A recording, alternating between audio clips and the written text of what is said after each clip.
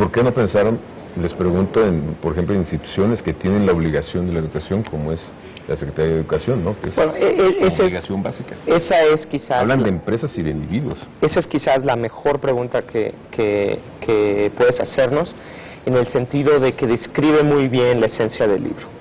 El libro va dirigido a la gente común y corriente que está preocupada por la educación. Cada vez que hablamos de que el sistema educativo mexicano no anda bien, que necesita cambios fundamentales para poder desatar su potencial, pues el referente son políticas públicas monumentales, grandes presupuestos, medidas como evaluar a los maestros, capacitarlos.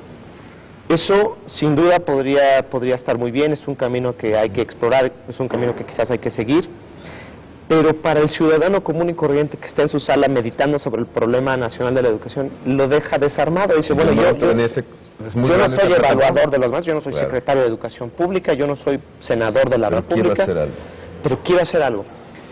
Cuando pensamos en el problema así puesto, se vuelve una losa pesadísima en la espalda y te vas a dormir con pesadillas. Si tú a las 11 de la noche antes de irte a dormir te pones a pensar en el sistema educativo y cómo mejorarlo, vas a tener pesadillas. Lo que es, este libro funciona como uno de esos aparatos, como los alebrijes que pones debajo de la cama y espanta las pesadillas. Lo que te dice es, tú puedes hacer algo de probada efectividad. O sea, cualquier persona, no una empresa. Cualquier persona. Una empresa puede hacerlo también, puede utilizar una plataforma, poco más, claro, tiene estructura. Pero una persona puede hacer algo. Ahora, el primer paso es no plantearse el problema como ¿qué puedo hacer yo por el sistema educativo nacional? Es responsabilidad del Estado. No lo veo como mi problema. Digo, lo padezco, pero pues yo... No, yo diría, lo primero es no plantearlo como el problema nacional de la educación. Es lo que tengo enfrente, es en mi entorno. ¿Cómo cambio la historia de una persona, de 2 o de 3? El problema nacional está hecho de historias, de cada uno de esos niños que están en nuestras escuelas, ¿no? Entonces, si yo digo, yo no puedo hacer nada por todo el sistema educativo, pero quizás puedo hacer mucho para cambiar la historia de algunos niños. Bueno, ustedes documentan casos de esas personas que quieren hacer algo, ¿no? Precisamente, utilizamos el caso introductorio de una persona, un médico especializado en problemas de la adolescencia que se llama Enrique Dulanto y que durante 30 años, pues con financiamiento de las Naciones Unidas, con diversos cargos que ha tenido como investigador, pues bueno, aprovechó esa plataforma para ir de gira todos los años. Iba de gira por las escuelas rurales, en donde daba cursos de desarrollo personal que no eran más que lecturas de libros tan sencillos como El Principito y otros que ilustran precisamente el cuento de alguien que pudo transformar su vida a partir de una influencia positiva. Y a partir de eso, pues fue detectando a aquellos alumnos, no que eran pues los más geniales, sino los que mostraban tener pues más interés y disposición. Y a ese grupo que iba detectando, al final de la secundaria, después de que se daba varias vueltas por esa escuela, les ofrecía darles en la ciudad un lugar donde vivir y una beca en una preparatoria, en la mayoría de los casos en preparatorias privadas, donde pues estos jóvenes que venían en su mayoría de lugares muy pequeñitos, de los lugares que están hasta abajo de las tablas que nos muestran los dramas de la educación en México, que vivían en un solo cuarto con toda su familia, que sus padres en muchos casos ni siquiera habían terminado la primaria, y pues les ofrecían un lugar donde vivir, una beca, y muchos de ellos, de hecho casi todos, eran 55 de 57 durante los últimos 30 años, ahora tienen carreras profesionales y técnicas. Son gente que ha cambiado radicalmente, no solo su vida, sino también las aspiraciones que tienen para sus hijos, ¿no? Entonces, este es un caso pues, de una persona que, pues, con sus recursos,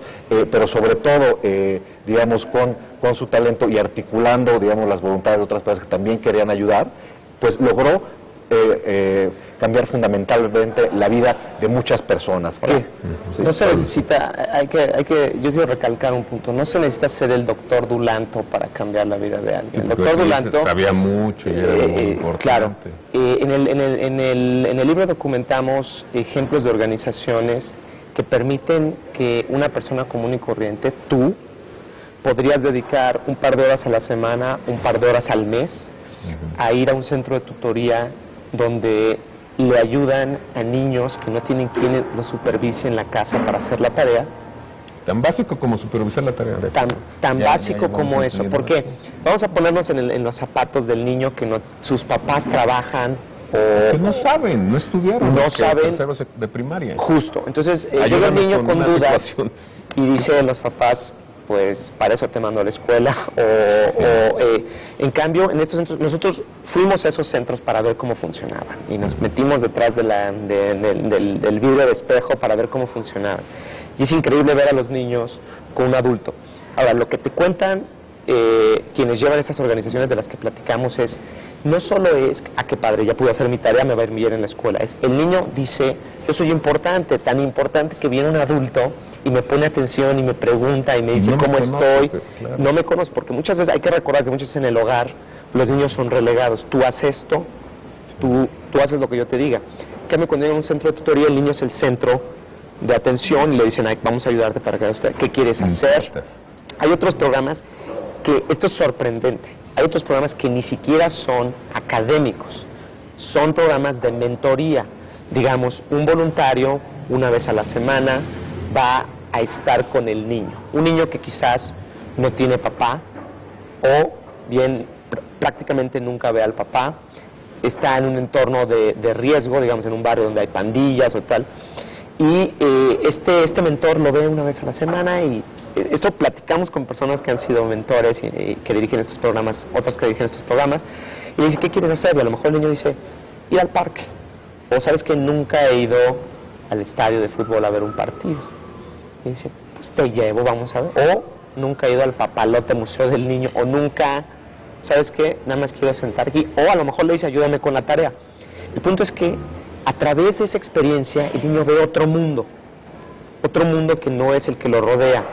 Y las evaluaciones rigurosas con estándares científicos de ese tipo de programas, que nuevamente no son académicos, muestran impactos significativos en el comportamiento. Los niños se comportan mejor en la escuela y en su casa. Mienten menos, son menos propensos a tomar alcohol, a usar drogas, les va mejor en la escuela, faltan menos, tienen menos problemas disciplinarios y demás. Como ese, documentamos varios ejemplos. ¿Del norte documentan? Estaba pensando ahora que decías esto, yo creo que es muy importante, no es una cuestión solo académica, sino de tiempo, ¿no? Que uno de los grandes problemas en el norte que tienen que ver con los chavitos que se meten al narco, es que las mamás en las maquiladoras los llevaban a la escuela y ya. Correcto. No podían recogerlos porque están trabajando y salían hasta en la noche, y el niño regresaba como podía a su casa y parece que no tenía ni quien le dijera hola, ni ya comiste, ni nada. Y pues se enganchan muy fácilmente a las redes del narco, ¿no? De acuerdo. Y ese es un problema prevalente en muchos lugares, y algunos de los esfuerzos que mencionamos tienen versiones para distintos países. Entonces, no solo es el no hay caso de receta, México. una receta para todos. No hay una receta. Yo lo diría así. Hay principios fundamentales que funcionan donde sea, porque las familias se parecen en todos lados. ¿Cómo funcionamos las personas se parecen en todos lados? Cómo se adapta tiene que ser distinto. Y eso es parte de lo que discutimos ahí. Y hay otros ejemplos que presentamos, sobre todo intentando ilustrar que prácticamente desde donde estés puede ser una buena plataforma para ayudar.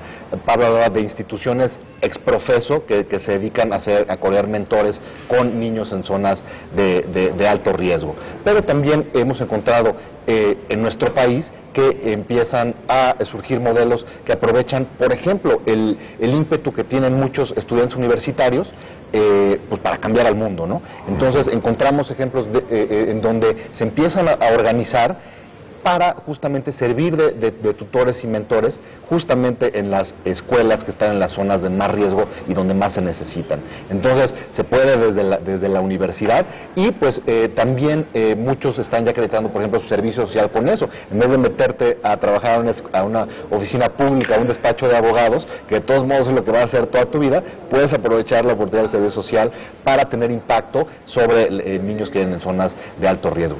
Tenemos ejemplos también de de cómo pues quizá ni siquiera trabajas tanto y es tan demandante tu entorno laboral que ni siquiera puedes plantearte participar en un programa de estos. Pero muchas empresas traen el programa al interior de la empresa, ¿no? Entonces, tenemos casos de mentores que, pues, sin levantarse de su escritorio, tienen un impacto positivo sobre las aspiraciones de un niño que quizá jamás ha visto que hay dentro de esas torres de cristal donde entra la gente que usa corbata.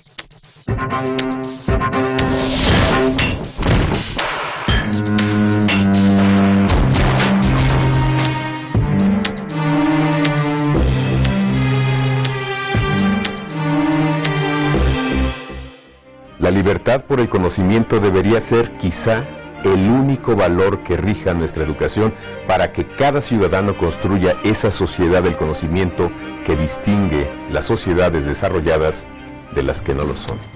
¿No le parece?